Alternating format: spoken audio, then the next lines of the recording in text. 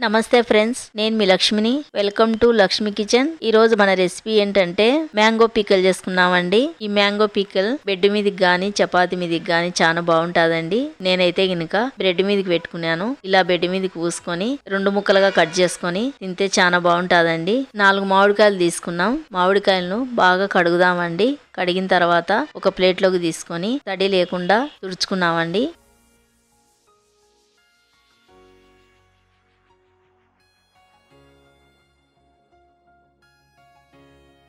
తుడుంబట్టుకునేది తీసుకొని మామిడికాయను తుడుంబట్టుకున్నామండి.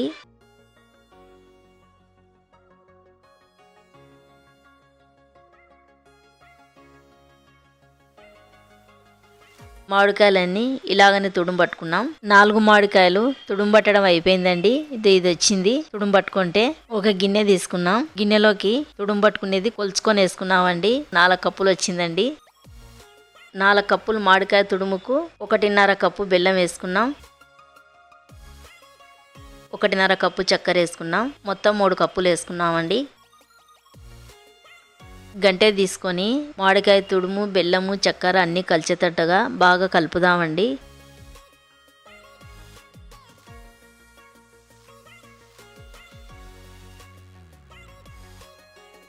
కలిపిన తర్వాత ముందుగా గ్యాస్ ఆన్ చేసుకొని బాండిల్ని స్టవ్ మీద పెట్టుకున్నాం. మ్యాంగో పీకల్ను బాగా ఉడికించుకున్నామండి. మధ్య మధ్యలో కలుపుకుంటున్నాము. లేకుంటే ఇంకా చక్కెర బెల్లం వేసినాం కదండి, అడుగంటుకుంటుంది.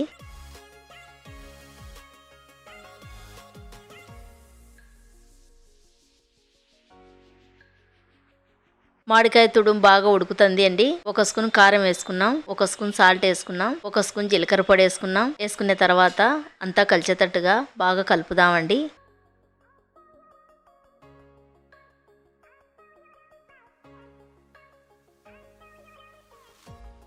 మామిడికాయ పీకలను జిగురు పాకం వచ్చేంత వరకు బాగా ఉడికించుకున్నామండి.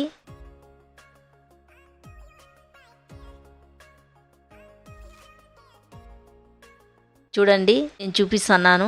జిగురు పాకం వచ్చింది. ఇప్పుడు మామిడికాయ పిక్కల్ రెడీ అయిపోయినట్టే అండి. ఒక ప్లేట్కి వేసుకొని చూపిస్తాను. చూడండి, ప్లేట్కి వేసినాను. కరెక్ట్గా మనం అనుకున్నట్టు రెడీ అయింది. గ్యాస్ ఆఫ్ చేసుకొని బాండిల్కి దింపుకున్నామండి. అంతేనండి, మన మామిడికాయ పిక్కలు రెడీ అయిపోయినాయి. నా వీడియో గిన నచ్చితే నాకు లైక్ చేసి సపోర్ట్ చేయండి. ఇంకో కొత్త రెసిపీతో మళ్ళీ కలుద్దామండి.